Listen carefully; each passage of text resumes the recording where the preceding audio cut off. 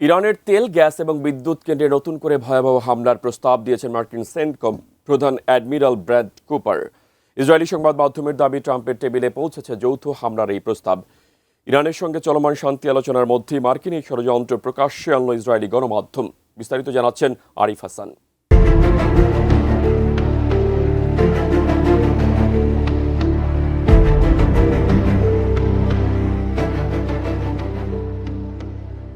একদিকে চলছে শান্তি আলোচনা, অন্যদিকে ইরানে আবারও ভয়াবহ হামলার প্রস্তুতি নিচ্ছে যুক্তরাষ্ট্র। ওয়াশিংটনের এমন দ্বিমুখী অবস্থানের চিত্র উঠে এসেছে স্বয়ং ইসরায়েলি গণমাধ্যমের প্রতিবেদনে। ইসরায়েলের চ্যানেল 13-এর এক বিশেষ প্রতিবেদনের বরাত দিয়ে তুরস্কের রাষ্ট্রীয় বার্তা সংস্থা আনাদলু এজেন্সি জানিয়েছে, ইরানে আবারও হামলার পরিকল্পনা করছে যুক্তরাষ্ট্র। প্রতিবেদনে বলা হয়েছে, যুক্তরাষ্ট্রের সেন্টকম প্রধান অ্যাডমিরাল ব্র্যাড কুপার গত সপ্তাহে ইসরায়েল সফর করেন। সেখানে অনুষ্ঠিত এক উচ্চ পর্যায়ের বৈঠকে ইরানে নতুন করে হামলার পরিকল্পনা নিয়ে প্রস্তাব তুলে ধরেন তিনি।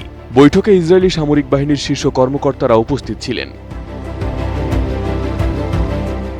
উন্নত মানের কাঁচামাল, আরআইএল অ্যাঙ্গেল এন্ড চ্যানেল। এখন কাঠের দিন শেষ, আরআইএল এর বাংলাদেশ। যুক্তরাষ্ট্রের এই প্রস্তাবটি মূলত ইরানের বড় অবকাঠামোকে ঘিরে। ব্র্যাড কুপার ইরানের তেল, গ্যাস ও বিদ্যুৎ উৎপাদন কেন্দ্রে আঘাত করতে চান।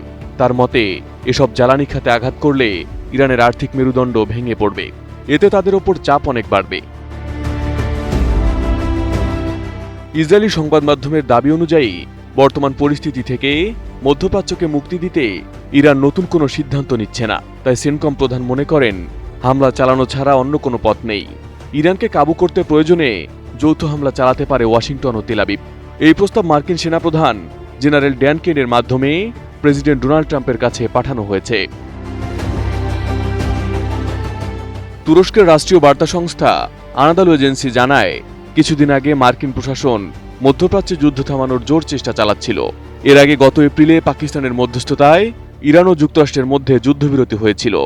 এরপর জুনে দুই পক্ষের আলোচনা শুরু হলেও তা সফল হয়নি। মূলত হরমুজ প্রণালীর নিরাপত্তা রক্ষার দ্বন্দ্বে আলোচনা পুরোপুরি থমকে যায়। সম্প্রতি মধ্যপ্রাচ্যের ড্রোন হামলার জন্য একটি নতুন দল গঠন করেছে মার্কিন সেন্টকম।